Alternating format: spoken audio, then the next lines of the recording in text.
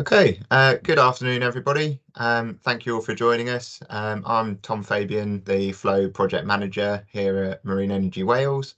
Thank you all for joining us for the pre-consent survey webinar being hosted by the Celtic Sea Developer Alliance in conjunction with the Crown Estate. For those of you that don't know, the Celtic Sea Developer Alliance is a membership organisation representing developers with interests in the Celtic Sea. For more information, please feel free to get in touch with myself or any member of the Marine Energy Wales team. The information will be on the slides on a later slide. So without further ado, let me pass over to Graham Moates, the Marine Development Services Programme Manager at the Crown Estate. Thank you. Thank you, Tom, and welcome everybody. Firstly, let me introduce myself. So I'm Graham Moates. I am the Development Services Programme Manager. A little bit about my background. I have been working for the Crown for just under a year, specifically brought into the Crown Estate to look after the pre-consent surveys, and prior to that, 10 years with various developers on UK and European projects and some East Coast US projects. And then prior to that, 20 years in the seabed survey industry. Before I hand over to Jess and let her introduce herself, I should remind you that all your microphones and cameras are off, and at the end of the webinar, the slides and the recording will be uploaded to the website of Marine Energy Wales. Thank you. And to Jess. Thanks, Graham. Good afternoon, everyone. I'm Jessica Campbell, the Senior Strategic Consents Manager here at the Crown Estate. I've got 13 years of experience of working with the consenting and development process for offshore wind, 10 of which have been here at the Crown Estate. I sit in the marine planning team, and along with colleagues from our data and evidence, planning and policy functions, as well as my own consent function, have been working with Graham to help shape this pre-consent survey programme. Thanks, Jess. We've already had an introduction from Tom, but I think it's worth just saying a thank you again to the Celtic Sea Developer Alliance. If you'd like to know more about them, please do go and visit their website or email them at the address shown.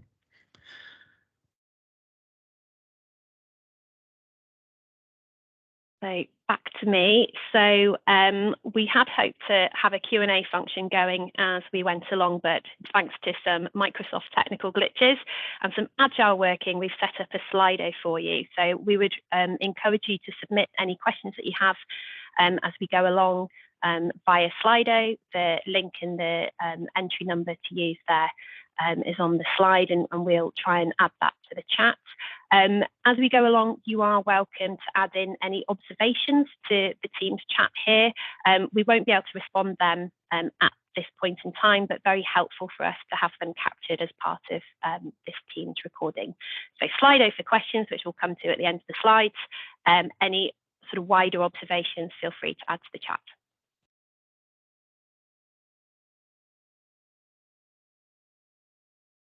So hopefully this map is fairly familiar to all of you, if not most of you, but just a bit of scene setting.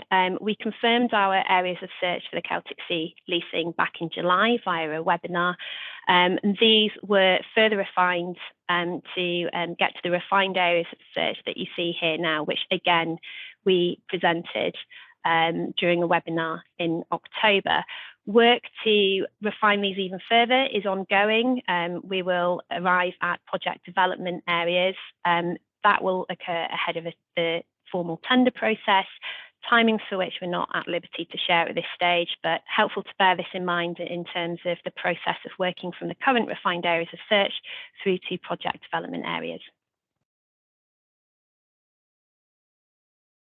Okay, so onwards into the main part of the presentation. These are words that we used in our December press release. The focus of the pre-consent surveys are to assist developers in the acceleration of their project work, make it easier for you in advance to make early decisions and manage development risk, and also critically to support you with your environmental impact assessments with the provision of datasets. A new activity for the Crown Estate and quite rightly, a team has been pulled together. I think it's important to say that it's important that we get the right people here to advise us at the Crown Estate, and we'll look at the members of that team shortly. But we have appointed marine survey technical advisors. We've brought in additional procurement support, and most importantly, HSE consultation. Many of you will know that we have engaged with you, the developers, as well, earlier last year. A very useful exercise to help us understand your requirements and what you would like to see undertaken during these pre-consent surveys, the shape and scope of those surveys, and in respect of the environmental data sets, we're engaging with a number of marine stakeholders, and we'll look at those shortly. In respect of technical advisors and ensuring that we develop a suite of surveys that are useful, we've appointed APP Mayor as our lead technical advisors. They're supported on the engineering front with Doris, formerly ODE, and currently they have helped us with understanding the seabed environment. What are we looking at in the areas of search geologically? They have helped us scope the survey pieces of work and the parameters of those works and the technical specifications. And as we have been moving through the procurement process to appoint contractors to undertake the works, they have been with us on that journey. And once data acquisition commences, they will also be with us to help evaluate and review the flow of data into the Crown Estate to ensure it's of sufficient quality. I've also put Ortec on the screen here. They've been helping us in respect of understanding the UXO risk profile of the areas of search. And again, I mentioned on the slide that we have, of course, engaged with over 50 developers to help us understand what you would like us to undertake.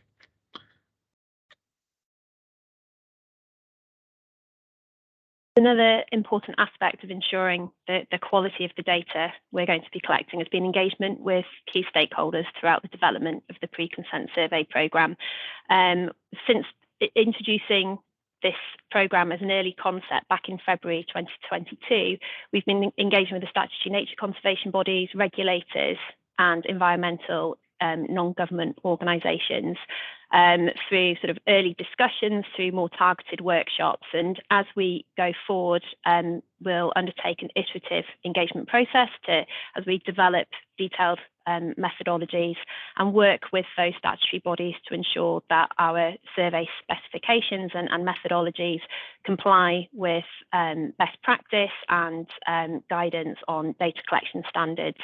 I've listed some of them here with links which should click through for you when you get access to these slides for some of these standards that we're working to. In addition to that, we're also in regular liaison and contact with other projects and survey campaigns in and around the Celtic Sea. So, for example, Celtic Sea Power and their data campaigns, as well as the Poseidon project being run by CFAS and Natural England, funded through our offshore wind evidence and change programme. This is all with a view to maximise what we're collecting as the Crown Estate and avoid duplication of efforts. Ultimately, we want the data we collect to be as useful and valuable as possible for those successful Celtic Sea bidders and ensure it's of sufficient quality and granularity to support pre-consent activities, including environmental impact assessment.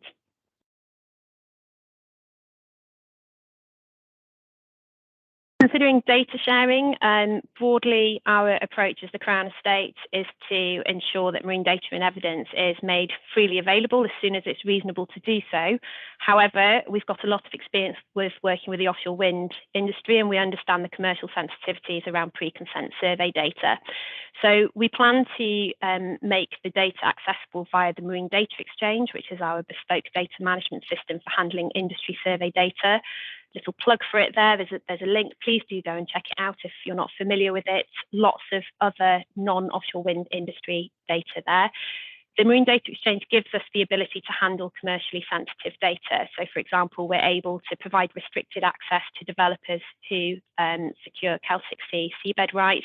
And then longer term, it gives us the ability to publish it and put it in the public domain, so maximising its use and value for other industries and stakeholders.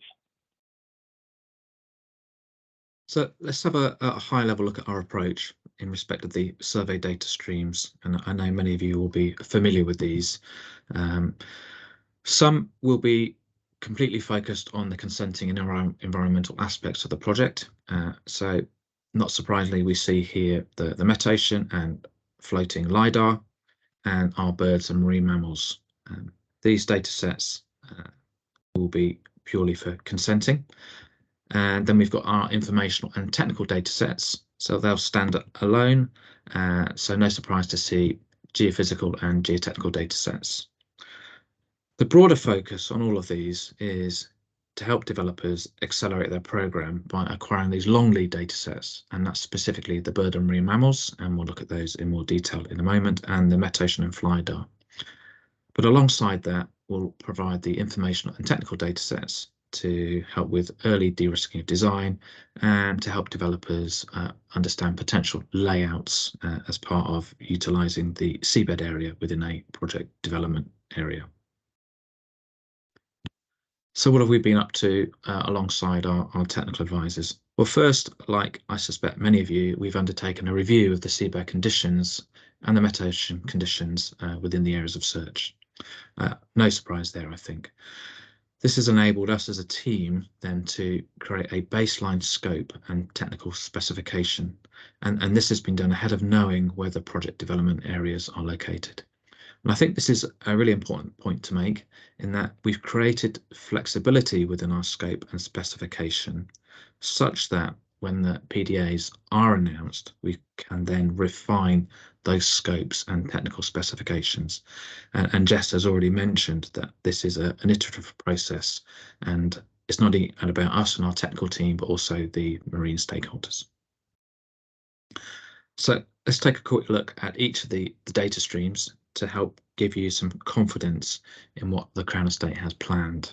So metocean and FLIDAR, we've just announced that our contract has been awarded, and we can share today that that is to Partrack based in southwest UK in Devon. And until we understand where the PDAs are located, we're making plans to deploy 4 equipment suites to site. So a FLIDAR buoy, a seabed acoustic Doppler current profiler, a wave rider buoy, and then within that mix, a passive acoustic monitoring sensor to complement the birds and marine mammals dataset, and some additional sensors so our data can be used far and wide, so water quality, water measurement sensors, and suspended sediment measurement sensors. In addition to the 4, should all 4 needed to be deployed, we will also have 100% spares capacity held with Partrack at a deployment port, such that should any instrument setup fail or be causing problems or be interfered with, we're able to respond really quickly and swap out those sensors.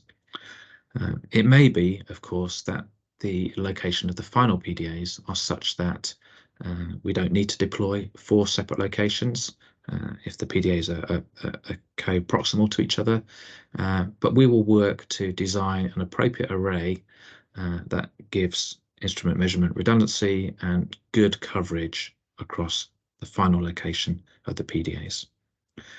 And this work will be starting that this year. Plans to get our first instruments in sight in June, July. Birds and marine mammals.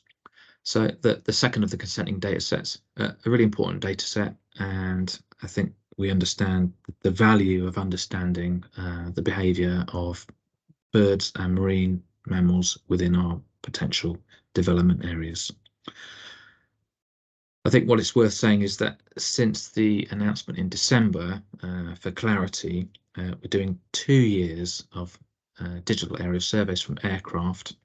So at that point it's clear 2 years, and then the vessel-based observations we'll likely do this in year 1, maybe some more in year two, but that is to complement the aerial survey data, and more specifically to look at the flying height of some species, particularly the smaller birds that will be harder to see on some of the digital area survey data. We are at a good stage in respect of contracting, and we are planning to start these operations again in Q2 2023.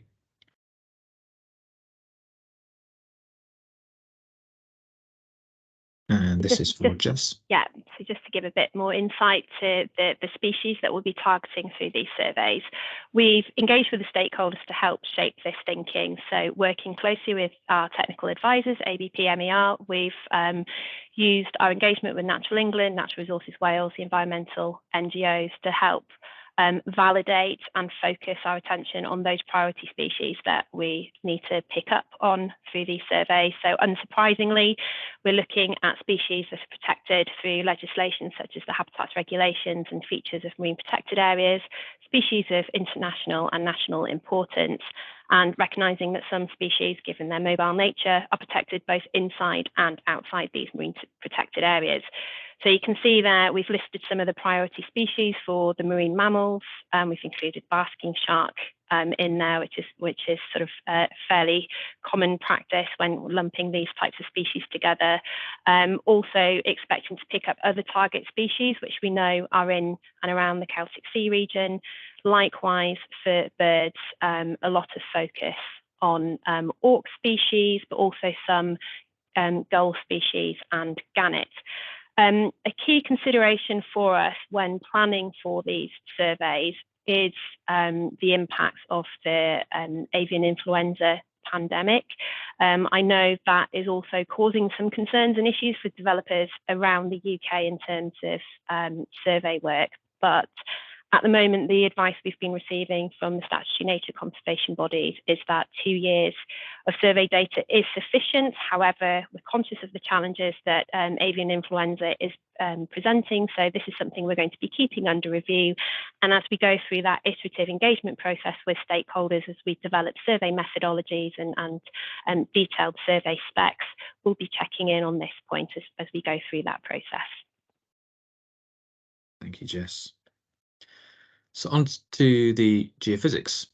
Now for each PDA, project development area, we're planning to undertake these geophysical sensors on a 250 metre line spacing.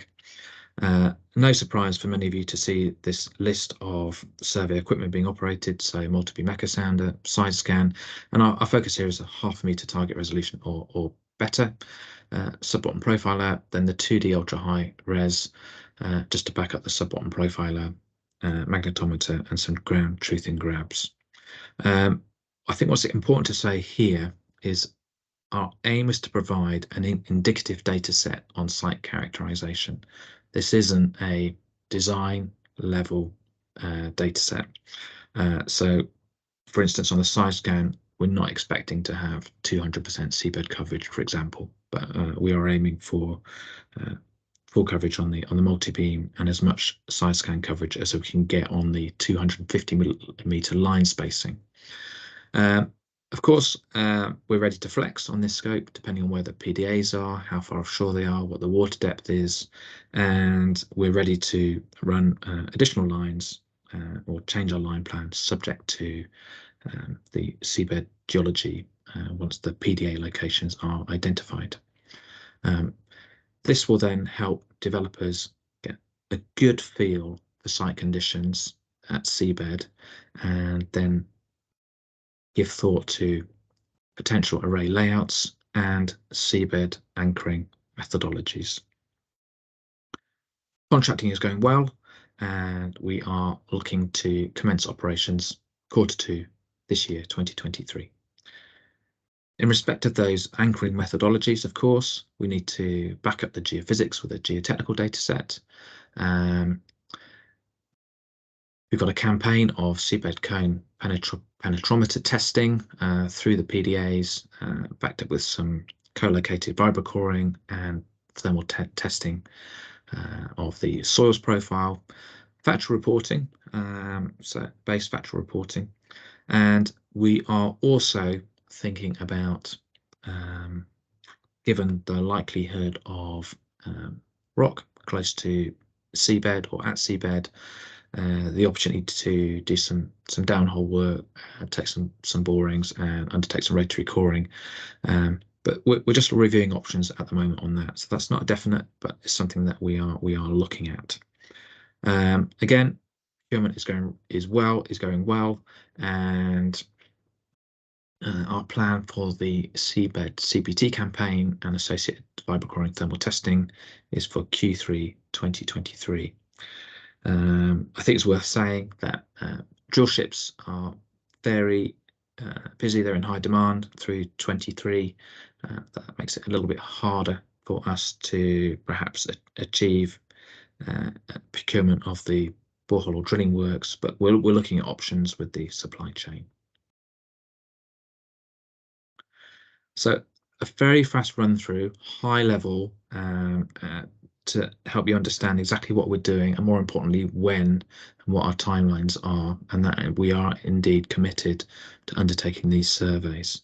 So as a summary slide then, let's pull up all 4 streams, give you some overview comments on the technical elements and scope, time period, and again, a reminder of where we're at with the contracting and procurement of these activities.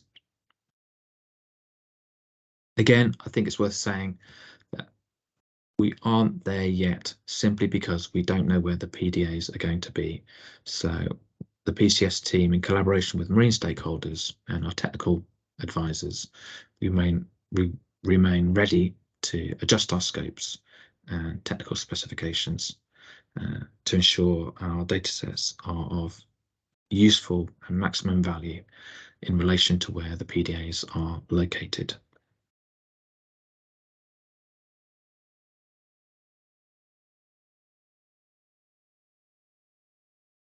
So I will hand over to Tim, I think. Yeah, to Tim. Compare. Yeah.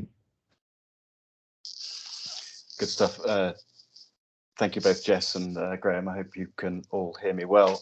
As I hope many of you in the webinar might know, my name is Tim Stiven. I'm the sector lead for Floating Offshore Wind at the Crown and Estate, and I'm just jumping in here to help sort of compare and organise some of the questions that you'll want answers to give Graham and Jessica some breathing room and some headspace, so that they can provide you with the answers you need. I did want to start by thanking Marine Energy Wales and the Celtic Sea Developer Alliance, adding my thanks to them for hosting us today. This is kind of the first attempt from us to create a slightly less formal channel for dialogue on these important topics of shared interest. It gets a little bit more challenging for us as we approach the tender launch, but bear with us as we feel it's an important thing for us to do so that we can deliver outcomes that have the maximum possible value for you, and we can only do that by keeping up our engagement with you. So we will do more. We hope this is a good start. We hope you've received our information well. We're looking forward to your questions. Just then, if I can, I also recognise that you will need more information from us to fully evaluate the utility of the data that we will provide for your own purposes. We will look to provide that in due course. As I said, we will see this as an ongoing thing. I guess the key thing you may be interested in is detail on data release timings, the conditions under which that data will be released, an understanding of how liabilities around that might be managed. We're not ready to do that for you today. This is more about scope and intent on the surveys themselves. It will be best for us to do that so that you have a comprehensive understanding alongside an update which we're planning on the leasing design, the process and the timelines overall. And when we do that, we will sort of map onto that what data will become available to whom and when, so that you can kind of have a full picture. But we're not ready to share that part of our update yet on the leasing design. So please bear with us. And as Graham mentioned, I know you understand that this is a sort of very iterative process. So, many of our questions today may be framed many of our answers today may be framed around sort of saying, well, we can't be certain for now, but this is how we're thinking about it. This is what's in our mind. This is what we're weighing and measuring. I know you'll take it in that spirit, and on that basis, I think we're set for a useful session. So then let's step into some of the technical detail and some of the questions. So Steve Bellew asked us a question a little while ago. Have Natural England confirmed that Q2 start will be compliant for an EIA and provide a full season of compliant data? And Jess, I wonder if you want to take that one. Yep, happy to. So given our engagement with Natural England and others was at the very early stages of us developing this programme and bringing on board a technical advisor, the level of engagement we've had could be classed as fairly informal, i.e. in advance of us actually having procured a survey contractor and developed detailed survey methodologies to formally consult them on. But so far, we've had positive feedback on our proposed approach. And as and when we are at that stage of developing the method statement, we will be consulting with Natural England, NRW and others, and confirming suitability of the timings of our surveys and making sure that the data we collect is fit for EIA and actually does deliver on our objectives of giving developers a head start on their consenting process. Thanks, Jess. Graham, another popular question here is around data collection outside the PDAs, and I know we've considered what we might do along potential cable routes, and perhaps you could just share your understanding here, and perhaps just what we've considered in the past and why we are where we are and our thinking with this. But the question is will any data be collected outside the PDAs, for example, along potential cable routes? Yeah, thanks, Tim. So cable routes aren't defined at present, but what we are considering are running a number of radial lines from the sort of central hub of where PDAs could be located out towards coastal regions. So I haven't listed that here today because it's not a definitive scope yet, but we're looking at that, and that would be a number of geophysical lines with some seabed CPTs and some thermal measurements. So that's in design. I think the likelihood of that going ahead is fairly high. But if we were all those radial lines cable routes, I think that would be us misinforming you.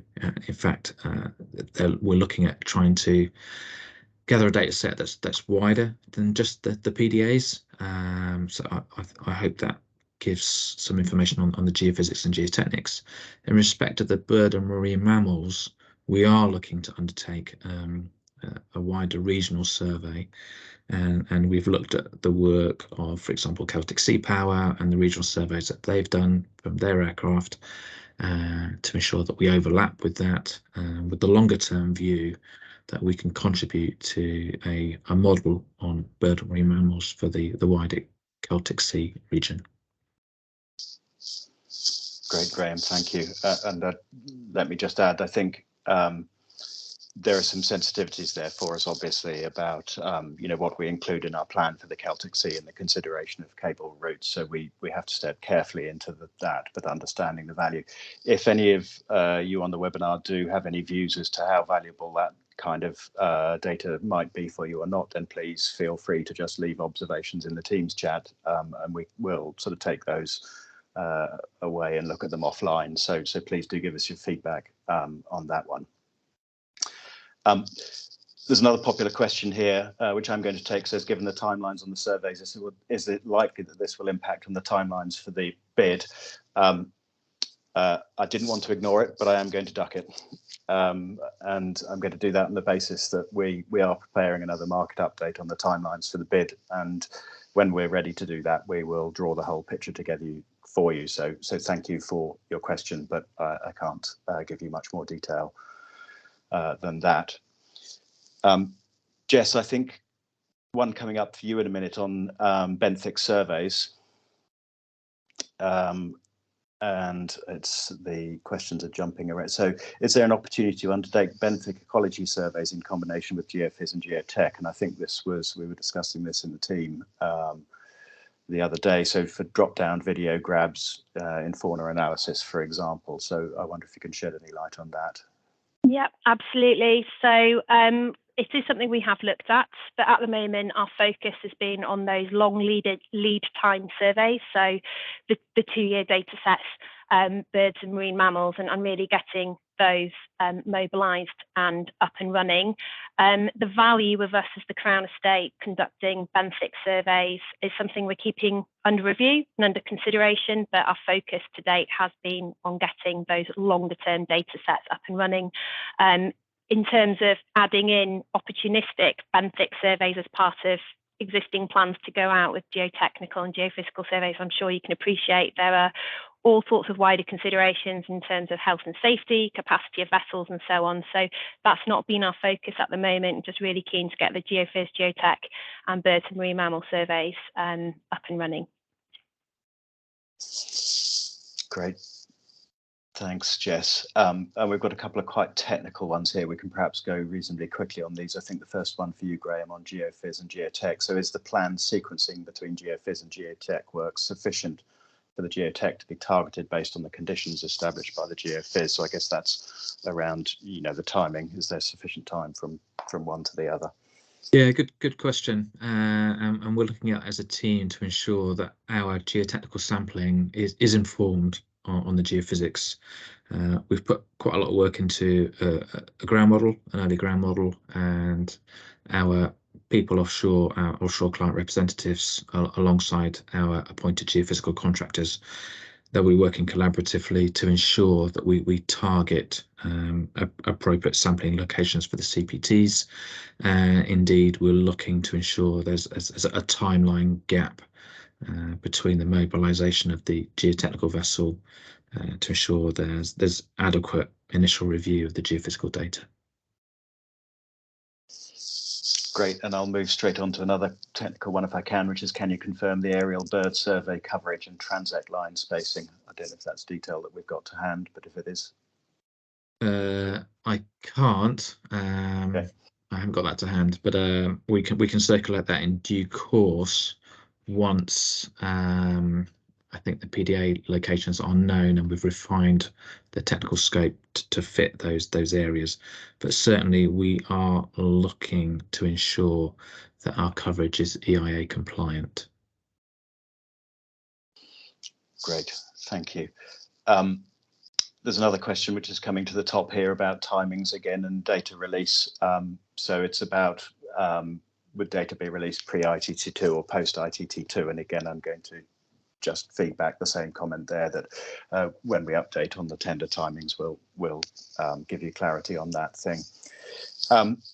One that caught my eye and has also just been voted up is around kind of what's on the developer critical path here. So we've got a question, Jess and Graham, saying after bird surveys, geophysics becomes the next critical path item in consenting. Without cable route geophysical data, array data alone will not help the programme. So sort of statement rather than the question. Maybe it's one we just need to sort of take away and work into our sort of planning. But do either of you have any reflections you want to share on that, or is that we'll take it away for further thought? I think immediate thought. Oh, sorry, go on, Graham. Right. Yeah, go on, Jess, you started first. I was going to say immediate thought is that's something we need to take away. Very helpful observation and something that, yes, we are aware of. Given there are a few moving parts at the moment, it is something we need to take away, keep under review and work out the best sequencing. But yes, we are very aware of those critical path items for developers. Okay, thanks, Jess. And then I'm going to come back to you again, Jess. It's about consultation with statutory nature conservation bodies and sort of being ready to mobilise in 2023. So the question is, given your bird survey methodology hasn't been consulted with SNCBs yet, how will you meet your target mobilisation of April 2023? well, I don't know if we committed to April 2023. I'm fairly certain Graham said Q2 2023, which gives us a bit of scope there. But no, we have been making sure to keep those lines of communication with stakeholders open. We're giving them early sight of sort of what to expect, roughly when, so that we can make sure that they're resourced and sort of workload planning so that they are ready to respond as and when we are in a position to share survey methodologies. To be perfectly honest, we've brought on board a really experienced, technically knowledgeable team to help develop these survey methodologies. So ABP-MER are very familiar with these types of surveys and the expectations and requirements. So we are sort of working behind the scenes to get things as ready as we can, so that once we've got contracting done, we're at that point, we won't waste any time with engaging formally with stakeholders on that front. So doing what we can to avoid any delays and to get things as mobilised as soon as possible. Thank you, Jess. Great answer. We've got one here about data formats that the results will be received in. And again, we may not, I think, be in a position to sort of answer this one clearly, and we may want to take it away, but let's give it a go. What format will the results be received in? Will the data be made available, or just the interpretation of the data? Yeah, I can take that one. So our plan is to deliver a full suite of data, GIS deliverables, written text reports, and alongside the reports will be mobilisation acceptance tests, the technical specifications that the survey's been acquired under, and that way developers can review the full package of delivery to understand how they wish to use the supplied datasets. Great, thanks, Graham. And I'm going to stay with you because I think this is another one for you. So will you plan geotechnical testing locations at the intersection of the seismic lines? Oh, absolutely. Yeah. They will be co-located with the 2D ultra high res lines. Okay. And then moving on, can you just help us out with those 2D lines? So there's a question here: what the proposed setup is for the 2D UHR. And will more details on processing be made available? Yeah, we can do that. What we have talked about is once contracts are awarded with our suppliers and the PDA locations are known and we've reviewed scope and specification, is that we'll publish our technical specification. So we're looking at that on how to do that. But at the moment, I can't say what the complete setup will be. But yeah, an industry standard.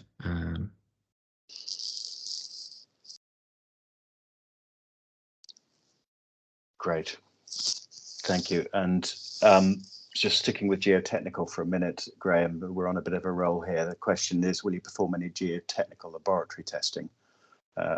When do you expect the interpreted results to be available? So I guess the second half of that question might be a bit challenging now, but in relation to lab testing. Yeah, so if we undertake a borehole campaign, then we would have to look ahead with the understanding that geotechnical labs are very busy, but we would, if we were to undertake borehole samples, to undertake a lab testing campaign. Great. Okay. Jess, I think a pair coming to you here probably.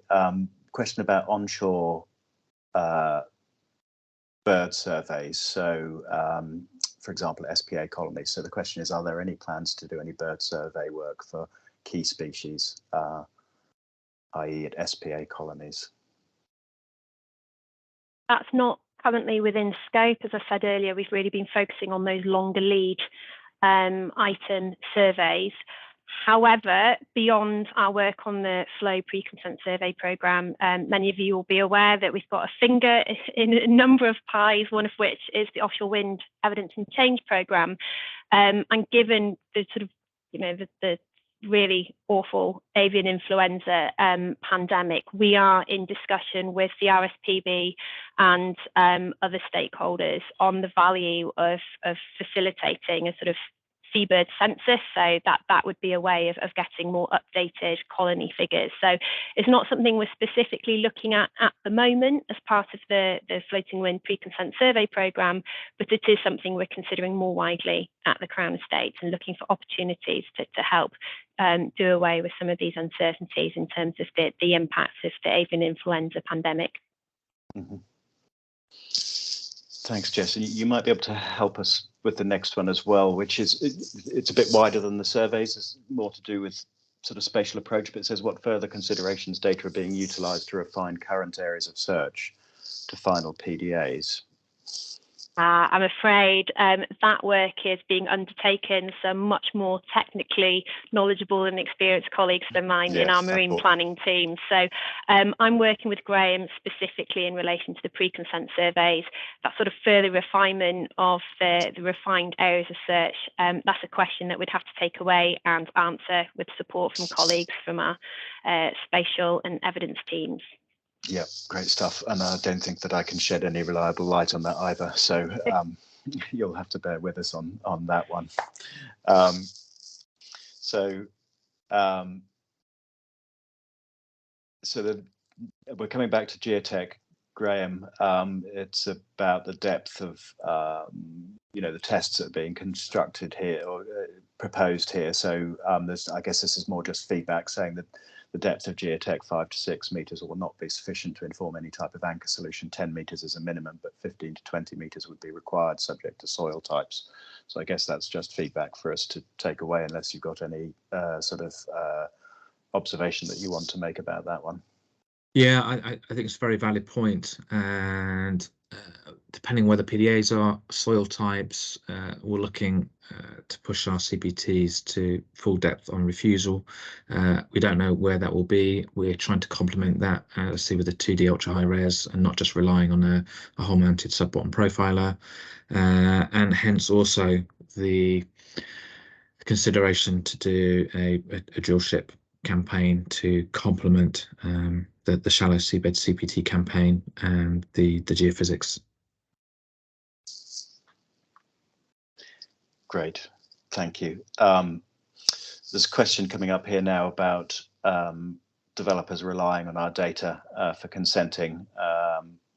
Can we confirm that all relevant stakeholders will have formally signed off the data, methods and outputs? Jess, I wonder if you could just... Absolutely, yes, resounding yes. So as I was saying earlier, in terms of that really important aspect of stakeholder engagement to ensure the quality of the data that we're collecting, we're doing this to support development in the Celtic Sea. So there's no point us doing an ineffective job and presenting developers with data that ultimately they can't use and that won't help them in any way. So yes, we will be making every effort to ensure that all relevant stakeholders are happy with and signing off our methodologies, much as an individual developer would do if they were conducting these surveys under their... Great, thank you, Jess. My line broke there for a second. I hope everybody could hear Jess, and I hope that you can hear me now. But thank you for that very confident reply. So there's a question here about the tender timescales. I'll take that one. I'm not ready to share with you when we'll update the market on the tender timescales, but we are working hard on that, and we will get that to you soon. I absolutely understand why you've asked that question and why it's popular. We're working hard and we'll be with you soon on that one. Okay. There's a question here about whether we plan to release the data in real near time after completion of monthly bird surveys, or other suitable analysis of each of those. I don't know if we've considered that. I suspect it falls into sort of my general bracket of saying that this is an update, or this is the kind of detail that will come in a future update from us. But Graham or Jess, I don't know if you want to add anything to that, or whether in your minds you have any thoughts about that. It's certainly something that we've been thinking about as a team. and whether there's value in that, and whether we will be in a position to say that we can release data set with assurance that it's good to be released. So we'll have to work with our contractors and really understand the wider leasing program as well. So I think more will come on that in due course. Yeah, I thought so. Thanks, Graham. We're heading back towards sort of geotechnical and geophysical here. So there's I think just a comment as much as anything. So a request for a full borehole and logs and continuous CPT in each PDA is a minimum. So I think that's sort of feedback for us to take away. But a question also saying, will an integrated interpretation report of the ground model and a software project with processed and interpreted geophys and geotech data be provided? So we are looking to update our ground model with the insight data. I think the interpretive report is something that we are looking at as an option, but I think that needs a closer look and how we can deliver something that's useful in the timeframes we're working to, especially if lab space is tight and we undertake the drillship campaign, and it may be that suit leasing project timelines, a factual report is more appropriate. But we're certainly open to the interpretative report option, and I think that needs to be evaluated. Sure, thank you. There was a question here about the depth of boreholes. What depth of boreholes is being considered? Graham, we answered a question, in relation to some feedback that we needed to reconsider borehole depth a little earlier. Do you have anything else saying what depth of boreholes composite API rotary deep push is being? Yeah. So do you want to add anything there? Yeah, in our review of potential drillship operations, we're looking at between 20 and 30 meters. We're also aware that we're looking at anchoring solutions, and is there any benefit of doing something a little deeper in respect of any offshore structures that may be required, or do we leave that to developers once they're clear on their layouts and where any offshore substations could be located? I suspect that we will focus, should we go ahead with drillship works, to focus on providing a data set that's useful for anchoring solutions. Okay, thank you. With the question here on the earliest date that data collected might be made available, and I'm going to kind of lean back on my earlier comments about timing there, if I may. Jess, there's I guess a suggestion here, but at the heart of it is a question about, and it reads, why not tag birds for flight heights rather than use the boat-based method? And the comment is that those methods have been questioned for the accuracy of those by SMCBs for past projects. So I wonder if that thought has occurred to us, and if so, whether we have any views on it. Yeah, the thought of what additional sort of value add aspects we can bring into the programme has occurred to us, and tagging is definitely one of them. We are aware, though, that there's already a lot of tagging data out there. So we have been having some really useful discussions with RSPB and others just to better understand the availability of existing data sets. I think it's something, again, we'll keep under review, but as I keep sort of reiterating, we have been really focused on getting those sort of longer lead survey items going. Tagging and sort of accessing colonies and being in and around colonies has that added complication of avian influenza and restrictions at the moment. So it is something we've had to be mindful of, but useful comment / question, and something we'll take back and keep under review with ABP-MER. Great.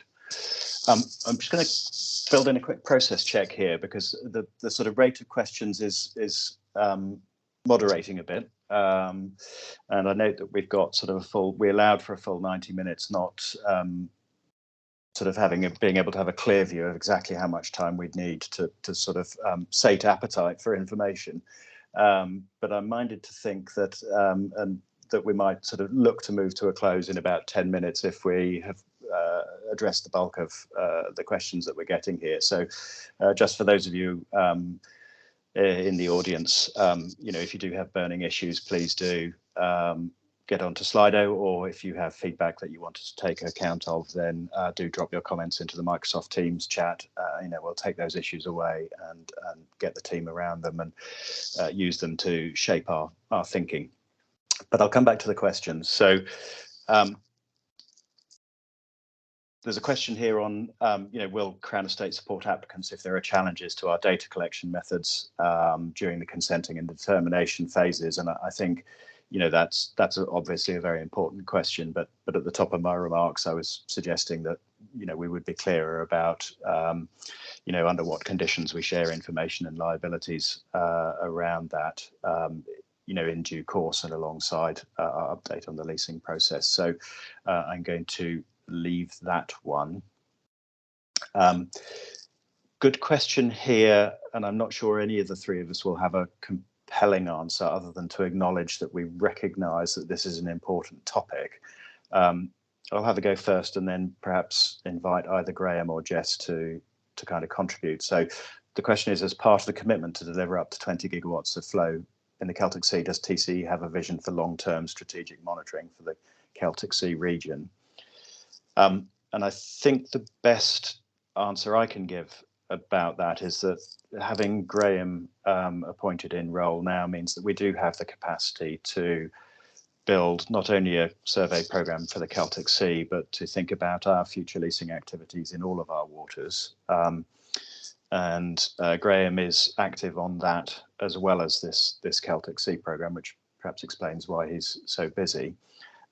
So that thinking is very clearly, in our minds. But Graham or Jess, do you want to add anything to that? Jess, I guess you might want to sort of bring in OWEC again here and how, our work sort of sits alongside that wider strategic plan.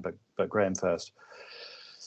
Yes, as Tim has said, our approach here is wider than just this work on the Celtic Sea. And I think we have to acknowledge that it's more useful for developers to have data sets as part of their bidding process. So we are looking at that as a potential future strategy as well for future offshore wind and future leasing. And then zooming out a bit beyond our role with the Celtic Sea leasing, we're not doing this sort of pre-consent survey programme in isolation. We're very much aware of the bigger picture and making links where appropriate with other projects and programmes. So I already mentioned the Poseidon project that CFAS and Natural England are running, which has some studies taking place in the Celtic Sea, but also the North Sea. Also in regular contact with DEFRA and all the work that they're pushing forward as part of their commitments under the British Energy Security Strategy, one of which is looking at better and more strategic approaches to data collection and monitoring. So what we're doing here in the Celtic Sea is very much done in the context of all of that, and certainly our discussions with stakeholders like Natural England today, they recognise the value in us as the Crown Estate being able to lead on and coordinate on some survey activity because they see the potential for future and wider benefits. So we're definitely approaching it with that sort of bigger thinking, sort of bigger vision, although no sort of firm commitments on that front yet, but certainly trying to future-proof it as much as possible. Fantastic, thanks, Jess. Graham, getting back into the technical detail now on geophys. So will ground truthing grab sites be determined from an analysis of the geophysical survey data or determined in real time from the vessel itself? In real time from the vessel itself, based on the review of the onboard geophysicists in collaboration with our client representative.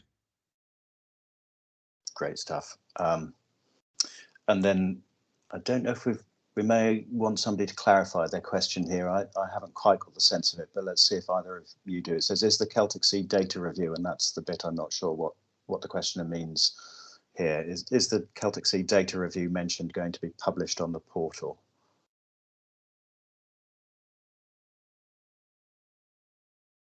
No, nothing. So if whomever posted that wants to kind of clarify that briefly, please do, and we'll get back around this question. Similarly to Steve B's question, here's a new one. Will the data be compliant for coverage requirements for pre-consent surveys, which normally require 100%? I think that original question from Steve was about bird and marine mammal, if I remember rightly.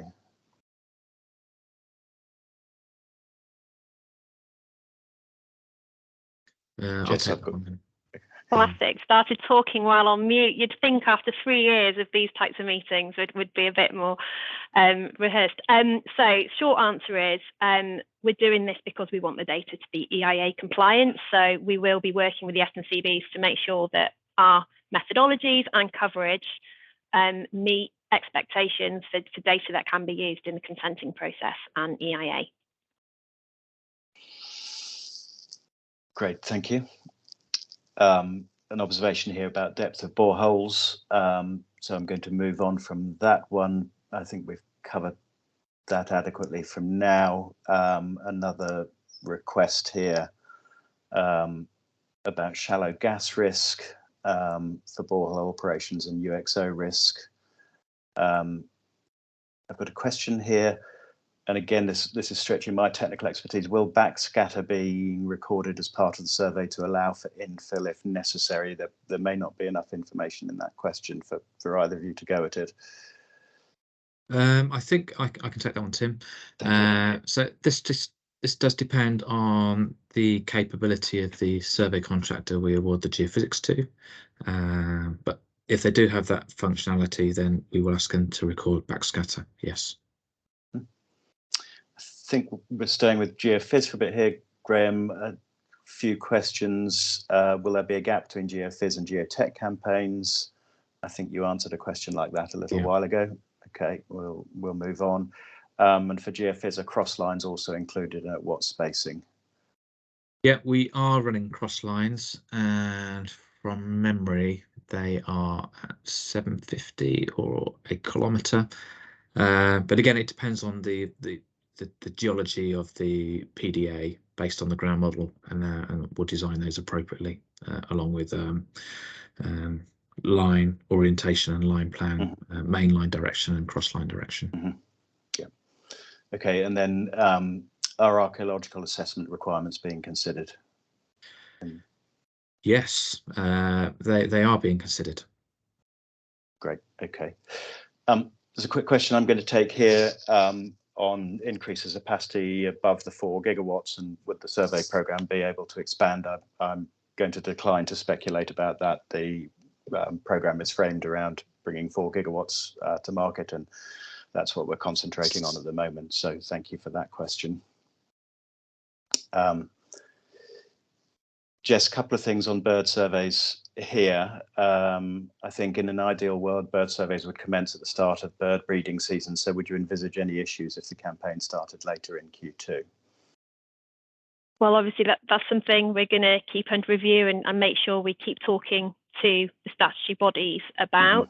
I think Graham's probably all right to say that we are making sure we build in some contingency to our programme. So ultimately, we will do what we can to make the data set as robust and usable as possible. So yes, it's something that we will be looking very hard at and making sure that what we do deliver is usable and doesn't have any issues for the users. Great. And Jess, are we using the same methodology for the bird surveys for both of the years? That's the plan, yes. Great stuff. Okay.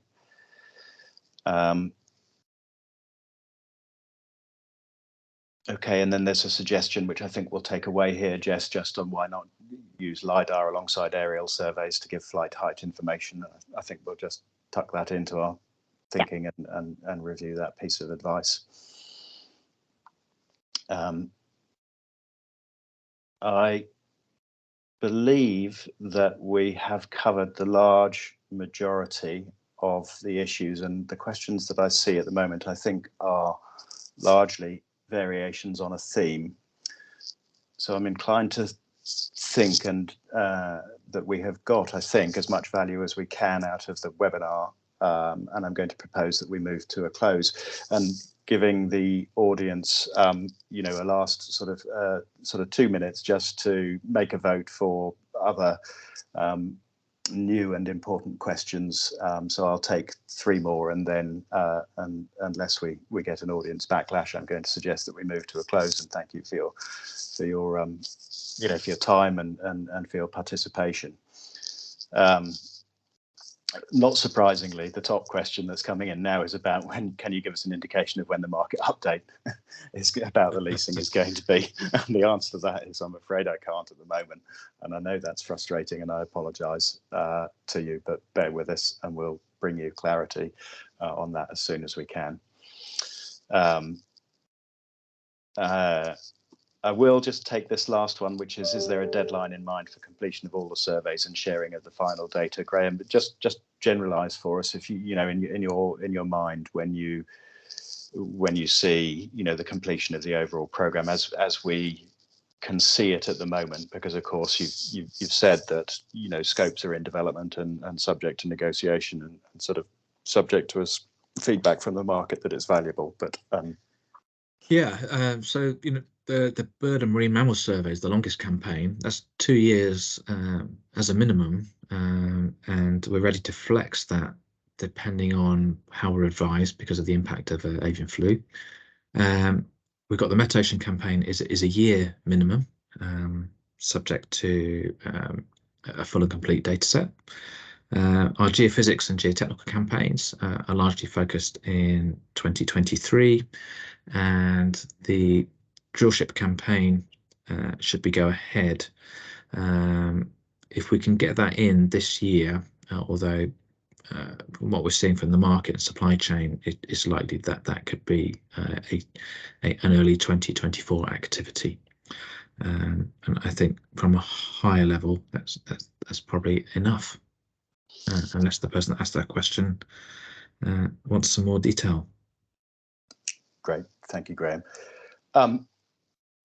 The last question I'm going to go to here is an important one, which is, will the Q&A recording also be available after this session? My understanding is that the whole session is being recorded, and that will be available on the Marine Energy Wales website, and we will link to it through our Crown Estate website on our Floating Wind pages, where we keep a record of all of our updates and dialogue with markets. And I'm looking for a colleague to just give me a thumbs up on Teams to confirm that that is the intention, but that's my understanding. Yeah, that is the intention, Tim. Great, thank you very much. Okay, and so with that, I propose to draw us to a close. I want to thank again Marine Energy Wales for hosting to our developer community. I hope that has added significantly to your understanding of our programme. I'm really grateful for you giving us your time to share this with you. I would encourage you to keep giving us feedback about what you need to understand and when to best deliver your programs. I know you'll understand that, you know, it's a complex thing that we're working on, and, you know, we will do our absolute best to engage with you in a way that, you know, provides you with timely information. So thank you for your attendance. Thank you for understanding our position. And finally, thank you to Graham and Jess for the presentation and leaning in so hard to those questions. And with that, I'll close and say goodbye. Yeah, thank you, everyone. Thank you. Thank you, Goodbye. everyone. Bye. Bye.